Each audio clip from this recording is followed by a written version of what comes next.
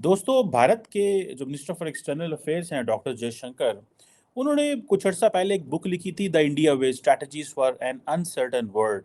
Embarrassed and ashamed कि यार आम लोग आ रहे हैं जा रहे हैं।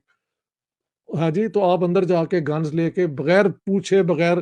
कि जी कौन सा मुल्क कहाँ से है, तो उधर भी भारत लिखा हुआ था। सो इंडिया ने एक अपनी, जिसे कहते हैं ना, एक शिफ्ट जो है वो बता दी है कि वो क्या प्लान कर रहे हैं, किस डायरेक्शन में जा रहे हैं।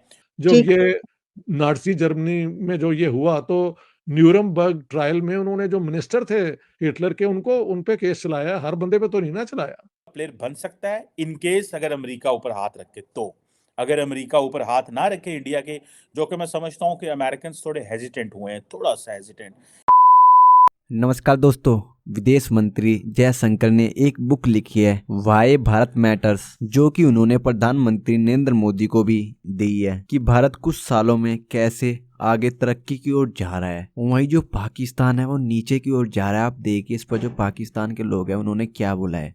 दोस्तों, भारत के जो मिनिस्टर फॉर एक्सटर्नल अफेयर्स हैं डॉक्टर जयशंकर, उन्होंने कुछ अर्सा पहले एक बुक लिखी थी the India way strategies for an uncertain world, जिसमें बेसिकली उन्होंने कहा जी कि हम डिफरेंट किस्म के जो चैलेंजेस हैं उनको कैसे डील करेंगे, और अपना डिप्लोमेटिक एक्सपीरियंस शेयर किया। उन्होंने एक और बुक लिखी है why Bharat matters. He didn't say India, he said Bharat. अगर आपको याद हो कि जब G20 का सेशन हुआ भारत के अंदर, और तमाम ग्लोबल लीडरशिप इंडिया आई, तो उस वक़्त जो भारत के वज़ीर आज़म नरेंद्र मोदी थे, उनकी वो जो नेम प्लेट थी, वो जहाँ पे सामने बाकी लीडर्स के आगे भी लिखा होता है कि जी कौन-सा मुल्क कहाँ से हैं, तो उधर भी भारत लिखा हुआ था। सो इंडिया ने एक अपनी, जिसे कहते हैं ना, एक शिफ्ट जो है वो बता दी है कि वो क्या प्लान कर रहे हैं, किस डायरेक्शन में जा रहे हैं, और उनके लिए क्या चीज़ जो है वो मैटर करती है। उन्होंने ये चीज़ बताई है। सो ये एक उसी चीज़ को मेरा ख़्याल है मद्देनज़र रखते हुए डॉक्टर जयशंकर ने, जो प्राइम मिनिस्टर मोदी का ये है, उन्होंने सोचा है कि मैं भारत की बात करूँ।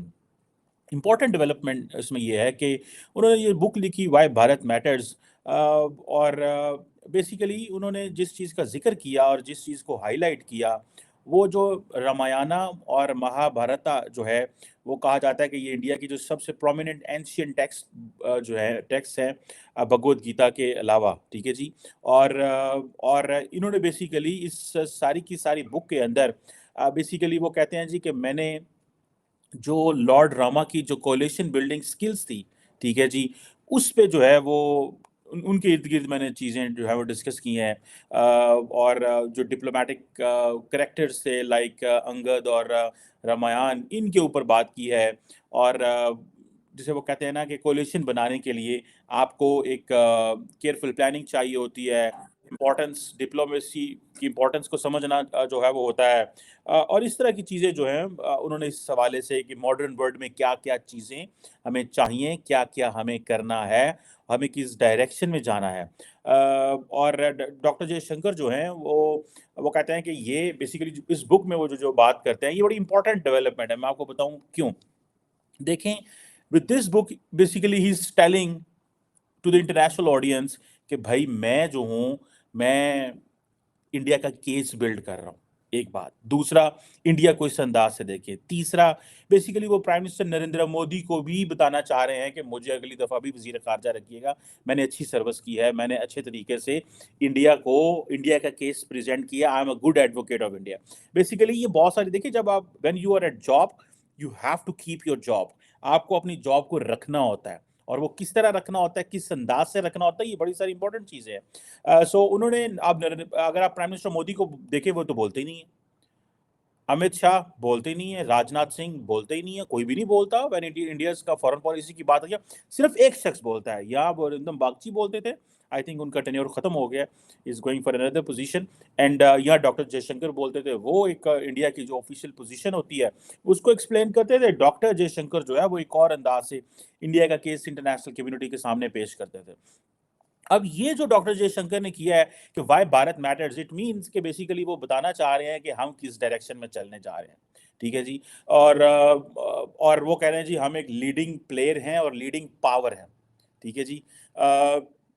और वो ग्लोबल साउथ की बार-बार बात करते हैं कि जी फर्दी लेकिन अभी मैं राजा सी मोहन और बहुत सारे और लोगों को भी पढ़ रहा हूँ इंडिया के अंदर जो ये बात कर रहे हैं कि इंडिया की फॉर एग्ज़ाम्पल जो है जो ये बात है ग्लोबल साउथ की इट्स टू अर्ली, ठीक है? लेकिन मेरी ज़ाती नज़र में इंडिया ग्लोबल साउथ का प्लेयर बन सकता है इन केस अगर अमेरिका ऊपर हाथ रखे तो।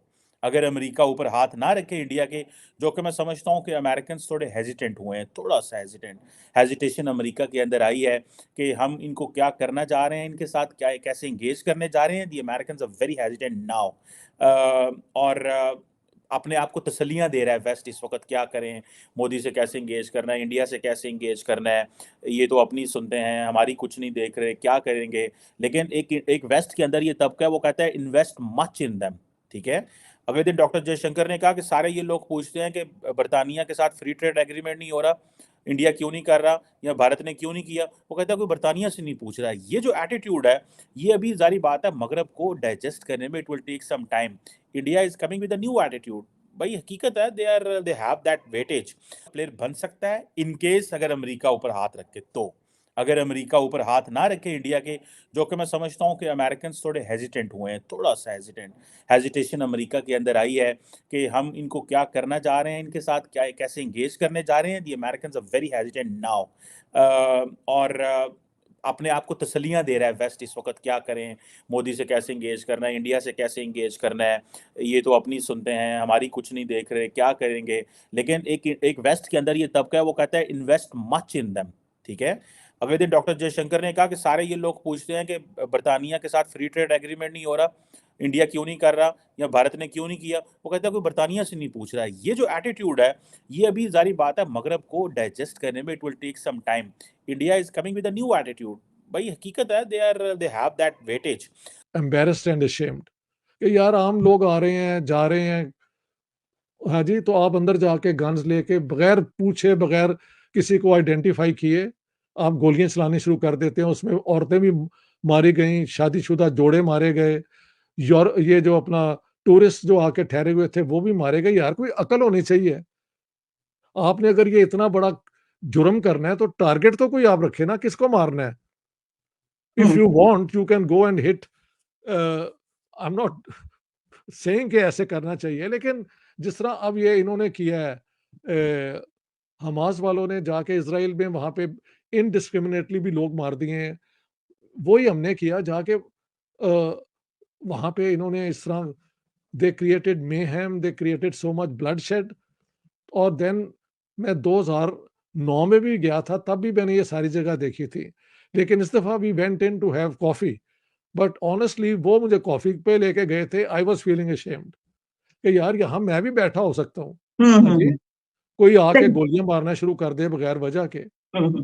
तो पाकिस्तान की तरफ से ये जो हरकतें हुई हैं ना, हाफ़िज़ सईद तो फ्रंट के आदमी है ना, he was the head of the Lashkar-e-Taiba at that time. अब वो जमात-ए-दावा के हैं, ठीक है? लेकिन ज़ाहिर है जो हेड होता है किसी ऑर्गनाइज़ेशन का, उसी को रिस्पॉन्सिबल पकड़ा जाता है ना। जब ठीक। ये नाज़ी जर्मनी में जो ये हुआ, तो न्यूरमबर्ग ट्रायल में उन्होंने जो मिनिस्टर थे हिटलर के, उनको उन पे केस चलाया, हर बंदे पे तो नहीं ना चलाया।